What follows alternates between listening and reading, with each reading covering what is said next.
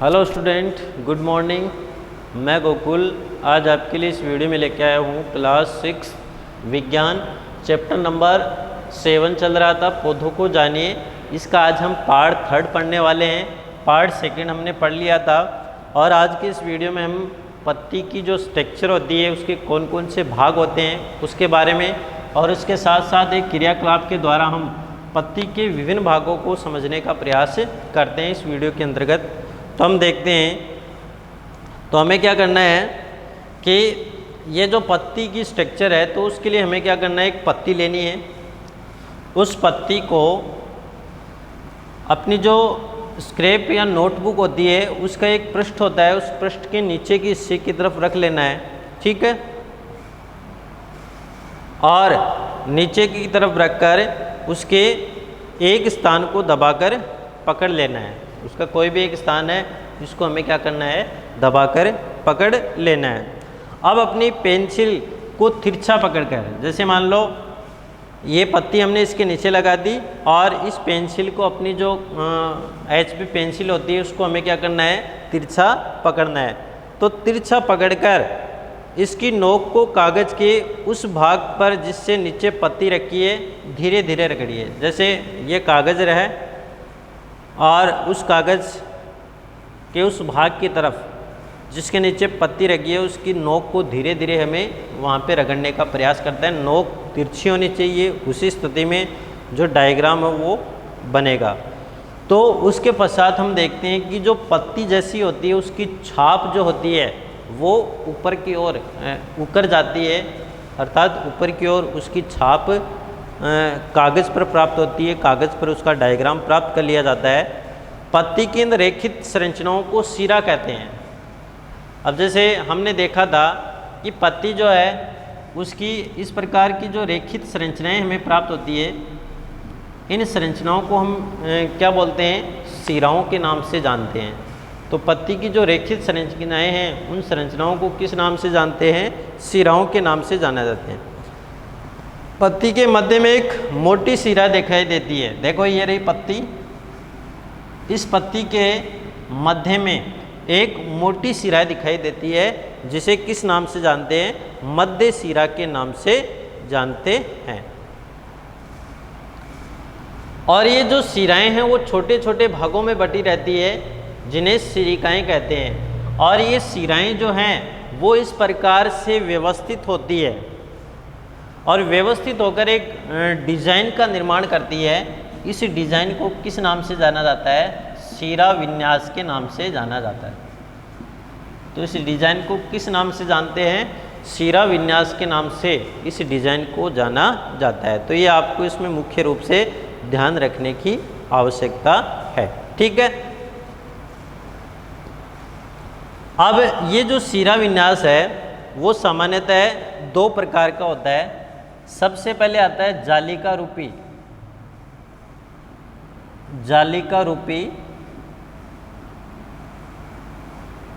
सिरा विन्यास। तो पहला सिरा विन्यास कौन सा आता है, जालिका रूपी सिरा विन्यास। अब जालिका रूपी सिरा विन्यास क्या होता है उसको हम किस प्रकार से समझ सकते हैं। और एक आता है समांतर सिरा विन्यास। तो पहले हम जालिका रूपी सिरा विन्यास की बात करें तो इसको हम किस प्रकार से परिभाषित कर सकते हैं, यदि ये डिज़ाइन मध्य सिरा के दोनों ओर जाल जैसा हो, यदि यह डिज़ाइन मध्य सिरा के दोनों ओर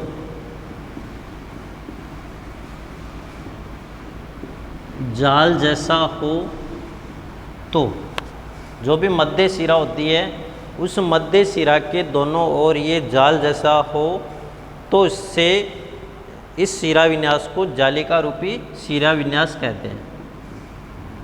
तो इस सिरा विन्यास को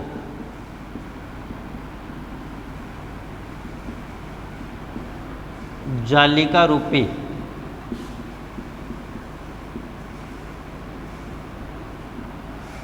सिरा विन्यास कहते हैं। तो यदि हम देखें कि यदि ये जो डिज़ाइन है वो एक जाल के समान हो दोनों तरफ, चाहे ऊपरी भाग हो चाहे निचली भाग हो, तो उसमें यदि जाल जैसा ही दिखाई हो तो ऐसा सिरा विन्यास, कौन सा सिरा विन्यास कहलाता है? जालिका रूपी सिरा विन्यास। सेकंड अब बात करते हैं समांतर सिरा विन्यास की। कौन सा विन्यास? समांतर सिरा विन्यास। तो ये किस में पाया जाता है? खासकर जो घास होती है उसमें पाया जाता है। तो हम लिखें कि घास की पत्तियों में सिराएं एक दूसरे के समांतर व्यवस्थित होती है। घास की पत्तियों में यह सिराएं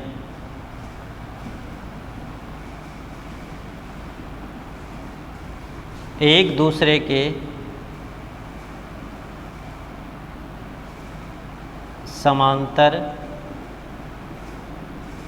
व्यवस्थित होती है। किस में होती है? जो घास की पत्तियां होती है उन घास की पत्तियों में ये सिराएं एक दूसरे के समांतर व्यवस्थित होती है।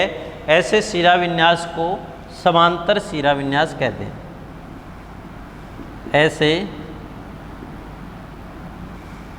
सिरा विन्यास को समांतर सिरा विन्यास कहते हैं। तो इस प्रकार का जो सिरा विन्यास होता है तो उस सिरा विन्यास को किस नाम से जाना जाता है? समांतर सिरा विन्यास के नाम से जाना जाता है। तो ये आपको इसमें मुख्य बातें हैं वो ध्यान में रखने की आवश्यकता है कि सिरा विन्यास कितने प्रकार का होता है? दो प्रकार का होता है। एक तो होता है जालिका रूपी सिरा विन्यास। तो यदि ये डिजाइन मध्य सिरा के दोनों ओर जाल जैसा हो तो ऐसा सिरा विन्यास को जालिका रूपी सिरा विन्यास कहते हैं। और एक होता है समांतर सिरा विन्यास। तो हम बोले कि ऐसा सिरा विन्यास जिसमें घास की पत्तियों में सिराएं एक दूसरे के समांतर व्यवस्थित हो तो ऐसे सिरा विन्यास को समांतर सिरा विन्यास के नाम से जाना जाता है। तो ये आपको इसमें कुछ बातें हैं वो ध्यान में रखने की आवश्यकता है। ठीक है। तो सिरा विन्यास है जो सामान्यतः कितने प्रकार का हमने देखा?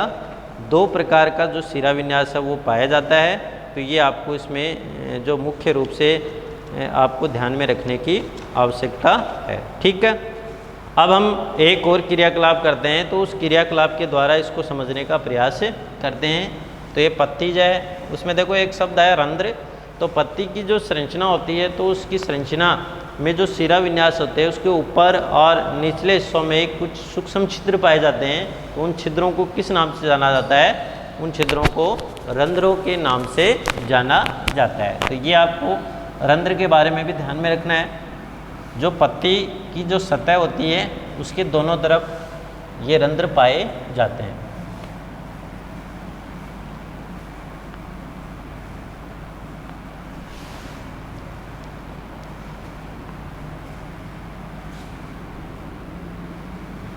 अब अगला हम क्रियाकलाप की यदि बात करें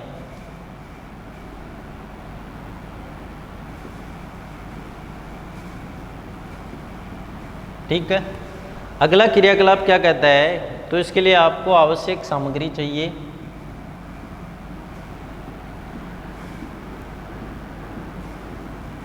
ये आवश्यक सामग्री कौन कौन सी है? तो इसमें हमें सबसे पहले साग, पॉलीथीन की 2 पारदर्शी थैले और कुछ धागा। हमें क्या चाहिए? साग चाहिए,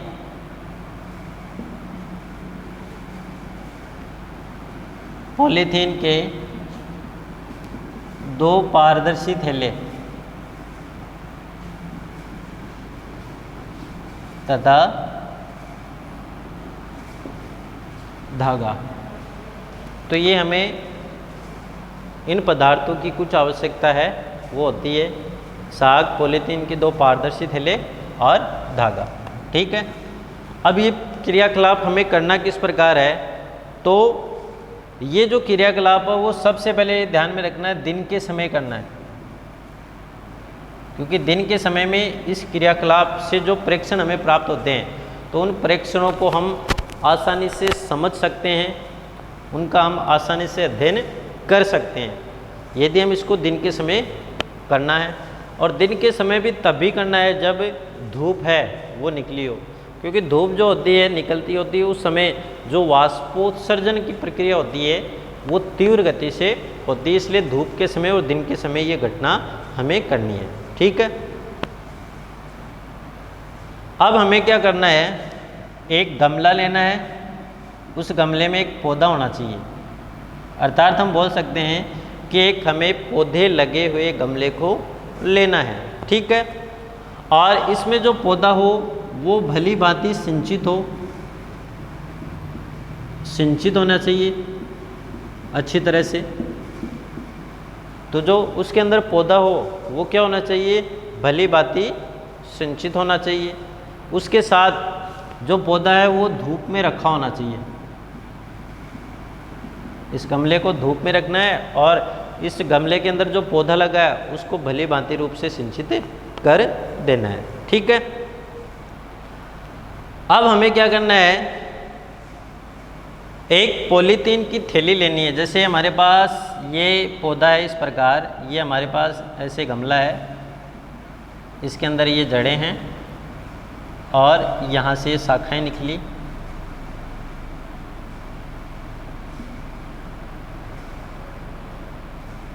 ये इसकी पत्तियां हैं।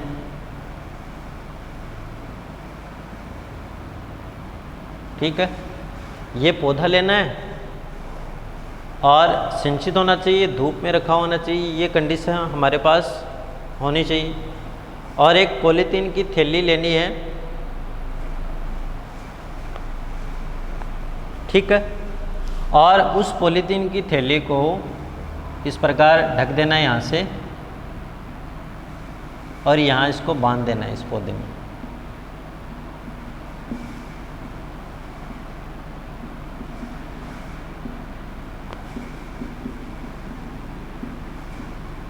तो इस पॉलीथीन की थैली को धागे से क्या कर देना है, बांध देना है, इस पौधे के ऊपर रखकर इसको धूप में रख देना है।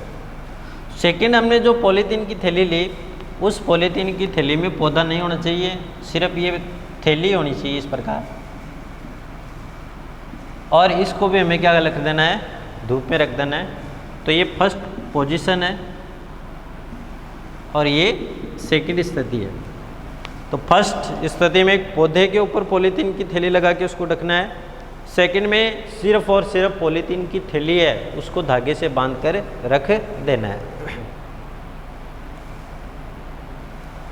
कुछ घंटों के पश्चात हम देखते हैं कि जो पॉलीथीन की थैली हमने पौधे के ऊपर लगाई है, जैसे ये पौधा है और इसके ऊपर हमने पॉलीथीन की थैली लगाई है, और इसी प्रकार एक खाली पॉलीथीन की थैली उसको धागे से बांध के हमने रखा है और धूप में इसको रख दिया। तो कुछ समय के पश्चात हम देखते हैं कि ये जो पौधे के ऊपर लगी हुई पॉलीथीन की थैली है, उस थैली के अंदर जल की बूंदें दिखाई देती है। ये जो है ना, ये स्थिति, इसमें कुछ समय के उपरांत ये थैली जो हमने बांधी है उस पौधे के ऊपर, तो उस पौधे की थैली के अंदर यहाँ पे ये जो भाग है उस पे जल की बूंदें हुए दिखाई देती है।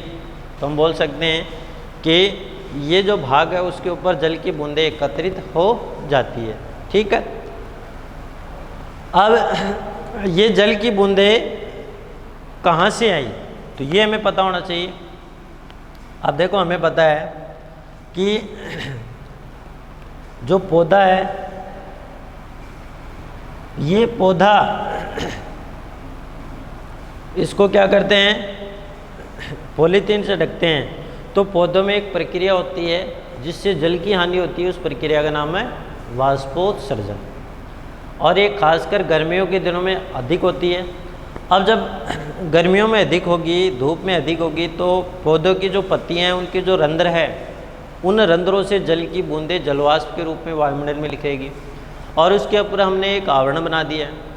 ये आवरण क्या करेगा, इस जलवाष्प की बूंदों को वायुमंडल में नहीं जाने देगा, और ये जलवाष्प की बूंदें इस झिल्ली के चारों तरफ हमें एकत्रित होती हुई दिखाई देने लगती है। ठीक है, तो ये आपको इसमें ध्यान रखना है। तो यदि हम वाष्पोत्सर्जन को परिभाषित करें तो कैसे कर सकते हैं? वाष्पोत्सर्जन, तो वाष्पोत्सर्जन एक प्रक्रिया है जिससे पौधों में जल की हानि होती है। तो वाष्पोत्सर्जन क्या होता है? पौधों की पत्तियों द्वारा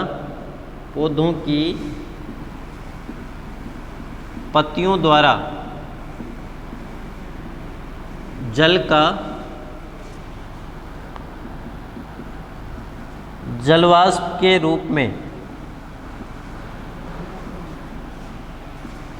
बाहर निकलने की प्रक्रिया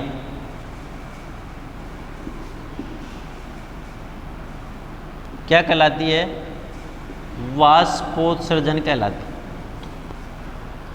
तो पौधों की जो पत्तियां हैं, उन पत्तियों के द्वारा जो जलवाष्प है, तो जलवाष्प के रूप में जो जल है उसके बाहर निकलने की जो प्रक्रिया है उसको क्या बोलते हैं? वाष्पोत्सर्जन कहते हैं। और ये जो वाष्पोत्सर्जन की प्रक्रिया होती है, इस प्रक्रिया के द्वारा पौधे जो हैं वो काफ़ी मात्रा में जो जल है वो क्या करते हैं? वायुमंडल में छोड़ते हैं। तो काफ़ी मात्रा में पौधों के द्वारा जल है उसको वायुमंडल में किस प्रक्रिया के द्वारा छोड़ते हैं? वाष्पोत्सर्जन की प्रक्रिया के द्वारा जो पौधे हैं वो वायुमंडल में जल है उसको छोड़ते हैं। तो ये आपको एक बात है वो ध्यान में रखने की आवश्यकता है। और यही जल झिल्ली से जल की बूंदों के रूप में हमें दिखाई देता है। अब देखो, ये जो जल गया वाष्पोत्सर्जन के रूप में, और इन पत्तियों के रंध्रों से जल निकला और ये इस झिल्ली के ऊपर एकत्रित हो गया। इसका मतलब हम क्या बोल सकते हैं? हम कह सकते हैं कि वाष्पोत्सर्जन की जो प्रक्रिया होती है पौधों में, तो उस प्रक्रिया के द्वारा जो जल है वो कहाँ जाएगा? इस वायुमंडल के अंदर चला जाएगा। और ऊपर हमने झिल्ली लगाई है, तो झिल्ली उसको अवरोध के रूप में यहाँ पे लगी है, तो जो जलवाष्प निकली वो यहाँ पे जम जाएगी और जब ठंडी होती है बूंदें बनेंगी। और हम कुछ समय के उपरांत देखते हैं तो ये जो जल है वो जल कहाँ से प्राप्त होता है? वाष्पोत्सर्जन की प्रक्रिया द्वारा पत्तियों से प्राप्त होने वाला जल, जिसको हम यहाँ पे देख सकते हैं। और ये जो हमारी कंडीशन थी, तो इस कंडीशन में क्या था कि ये जो झिल्ली है उसके अंदर पौधा नहीं है, और जब हम इसको देखते हैं तो जैसे हमने झिल्ली रखी थी सेम हमें वैसी की वैसी प्राप्त होती है। इसका मतलब क्या बोलते हैं कि इसके अंदर किसी प्रकार का पौधा नहीं होने के कारण इसमें क्या हुई? वाष्पोत्सर्जन की प्रक्रिया नहीं हुई, और नहीं होने से ये जो जल की बूंदें हैं वो हमें उस स्थिति में देखने को नहीं मिलती है। ठीक है, तो ये आपको इसमें कुछ बातें हैं वो ध्यान में रखने की आवश्यकता है। ठीक है, तो इस प्रकार ये जो वाष्पोत्सर्जन है, अब ये वाष्पोत्सर्जन जो होता है उसके द्वारा पौधों में कई प्रकार की हानि भी है, कई प्रकार से लाभदायक भी होता है। तो हम इसके बारे में यदि हम बात करें तो हम ये कह सकते हैं कि जब पौधा है, अब पौधा जो है उसकी जड़ों में यहाँ पे जल है और उसके साथ खनिज लवण है, यही तो है।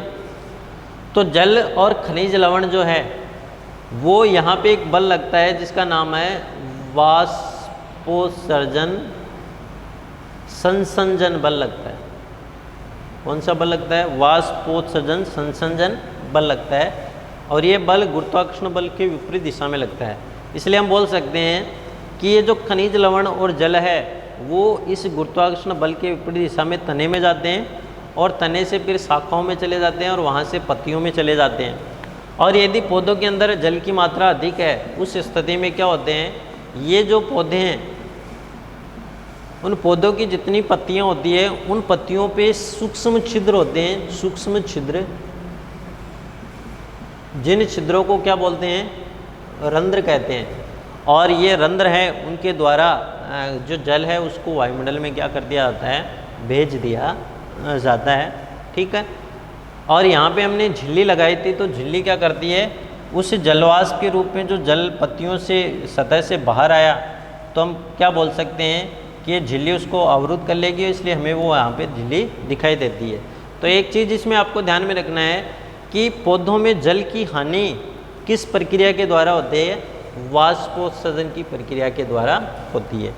एक जैसे हम सामान्यतः देखते हैं कि यदि हम घना पौधा है उस पौधे के नीचे बैठते हैं तो हमें शीतलता का अनुभव होता है। उसका कारण भी यही है क्योंकि जितना वाष्पोत्सर्जन की प्रक्रिया होगी तो वहाँ जलवाष्प उस पौधों के चारों तरफ एकत्रित हो जाएगी और ये बाहर की वायुमंडल की ऊष्मा प्राप्त करके ठंडी होगी तो वहाँ का वातावरण क्या हो जाता है, ठंडा हो जाता है। तो इस प्रकार जो है वो आज की इस वीडियो में हमने वाष्पोत्सर्जन से संबंधित जो क्रियाकलाप किया था, तो ये जो क्रियाकलाप है उससे हमने वाष्पोत्सर्जन के बारे में आज की इस वीडियो में जाना था।